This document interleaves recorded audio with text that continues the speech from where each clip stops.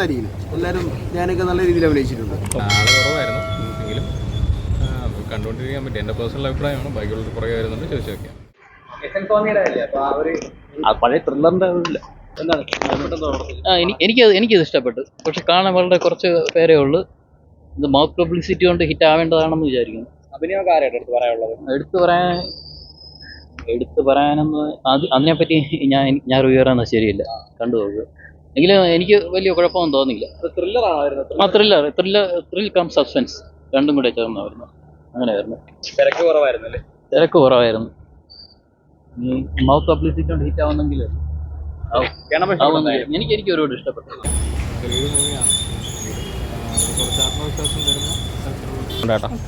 ഇഷ്ടപ്പെട്ടു. ഡാൻസ് ശ്രീനിവാസ് എങ്ങനെയുണ്ട്? ആള് കുറവായിരുന്നു എങ്കിലും കണ്ടുകൊണ്ടിരിക്കാൻ പറ്റും. എൻ്റെ പേഴ്സണൽ അഭിപ്രായമാണ്. ബാക്കിയുള്ളവർ പുറകെ വരുന്നുണ്ട്, ചോദിച്ചു നോക്കിയാൽ. എനിക്ക് തോന്നിയില്ല.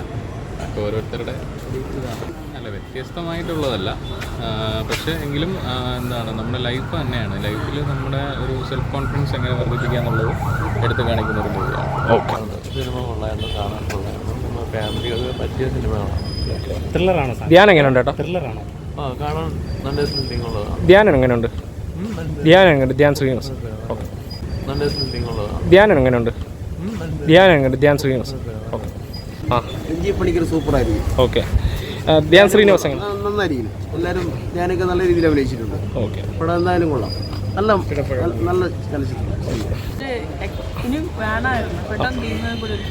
ഒരു വ്യത്യസ്തമായിട്ടുള്ള സ്റ്റോറിയാണത്. ധ്യാൻ ശ്രീനിവാസ് എങ്ങനെയുണ്ട്? പടത്തെക്കുറിച്ച് എന്താണ്? പടത്തെക്കുറിച്ച് അതെന്ന് പറഞ്ഞാൽ ഞാൻ ഒരിച്ചിരി വേറൊരു ബാഡ് മൂഡിൽ വന്നതാണ്. സ്റ്റോറി കേട്ടിട്ട് അത് വലിയ അർത്ഥഫലങ്ങളുള്ള ഒരു സിനിമയാണ്. കാരണം എന്ന് പറഞ്ഞാൽ ഈ യൂണിവേഴ്സിൻ്റെ പിന്നിലുള്ള ചില രഹസ്യ നിയമങ്ങൾ അന്താരാഷ്ട്ര സിനിമയുടെ, ഹോളിവുഡ് സിനിമയുടെ ഒക്കെ സീക്രട്ട് എന്നൊരു മൂവി വിദേശത്ത് പറഞ്ഞിട്ടുണ്ടല്ലോ, ഹോളിവുഡിൽ പറഞ്ഞിട്ടുണ്ട്. അതിൻ്റെ കഥയല്ലെന്നുണ്ടെങ്കിൽ തന്നെ ഈ യൂണിവേഴ്സിൻ്റെ പല നിയമങ്ങളെക്കുറിച്ച് അതിൻ്റെ അകത്തിൽ വിശദമായിട്ടവർ വളരെ ഗഹനമായിട്ടും സങ്കീർണമായിട്ടുള്ള കാര്യങ്ങൾ അതിൻ്റെ അകത്ത് പറയാൻ ശ്രമിച്ചിരിക്കുകയാണ്. നല്ലൊരു സിനിമയാണ്. കാരണം നമ്മൾ ഒരു കാര്യത്തിൽ ഉറച്ച് വിശ്വസിക്കുകയാണെന്നുണ്ടെങ്കിൽ ആ കാര്യം നമുക്ക് നേടിയെടുക്കാൻ പറ്റുമെന്നും ലോകത്തിന് ചില സങ്കീർണമായിട്ടുള്ള അവസാനം എഴുതി കാണിക്കുന്ന ജാക്കി ചാന് മറ്റാരോ ഈ ഏതോ വിമാന അപകടത്തിൽ നിന്നും അതുപോലെ തന്നെ ആ അമേരിക്കയിൽ നടന്ന മറ്റേ വേൾഡ് ട്രേഡ് സെൻ്ററിൻ്റെ അറ്റാക്കിൽ നിന്നൊക്കെ അവർ രക്ഷപ്പെട്ടത്. അതിൻ്റെ കാരണം അവർക്ക് ചെറിയ നഷ്ടങ്ങൾ, ചില സിനിമ ചാൻസ് നഷ്ടപ്പെടുകയും അങ്ങനെ പലതുമൊക്കെ അങ്ങനെ സംഭവിച്ചിട്ടുണ്ട് അവിചാരിതമായിട്ട്.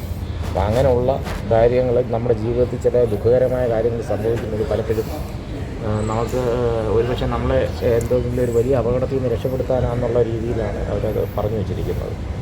നമ്മൾ അതിൽ വിശ്വസിച്ച് കഴിഞ്ഞാൽ പ്രപഞ്ചത്തിൻ്റെ നിഗൂഢ നിയമങ്ങൾ പലപ്പോഴും നമുക്ക് ദുഃഖകരമായിട്ടുള്ള ഇതാണ് ഉളവാക്കുന്നതെങ്കിലും പിൽക്കാലത്ത് അത് നമുക്ക് വളരെ സന്തോഷകരമായ ചില കാര്യങ്ങളിലേക്കും കൊണ്ടെത്തിക്കും. നമ്മുടെ ജീവൻ തന്നെ രക്ഷപ്പെടുന്ന ചില അപകടങ്ങളിൽ നിന്നൊക്കെ രക്ഷിക്കാൻ ഏതോ ഒരു അദൃശ്യ ശക്തി പ്രവർത്തിക്കുന്നുണ്ടെന്നുള്ള രീതിയിലാണ് അവർ പറഞ്ഞിരിക്കുന്നത്. പ്രസൻ സ്വാമി എന്ന് പറഞ്ഞാൽ നമ്മുടെ മലയാളത്തിൽ മികച്ച ചില ഈ സിബി ഡയർ ഗ്രൂപ്പ് അങ്ങനത്തെ ത്രില്ലർ സിനിമകളുടെ ഒരു സൃഷ്ടാവാണ്, മികച്ച ഒരു രചയിതാവാണ്. അദ്ദേഹം വരുമ്പോൾ പെട്ടെന്ന് സിനിമയിൽ ഒരു വലിയൊരു മാറ്റം വരുന്നുണ്ട്. രഞ്ജിത്തിൻ്റെയും വിനീത് ശ്രീനിവാസിൻ്റെയും പ്രകടനം എടുത്ത് പറയത്തക്കതാണ്. നല്ല സിനിമ. ധ്യാൻ, എനിക്ക് ആ പേര് തെറ്റിയോ.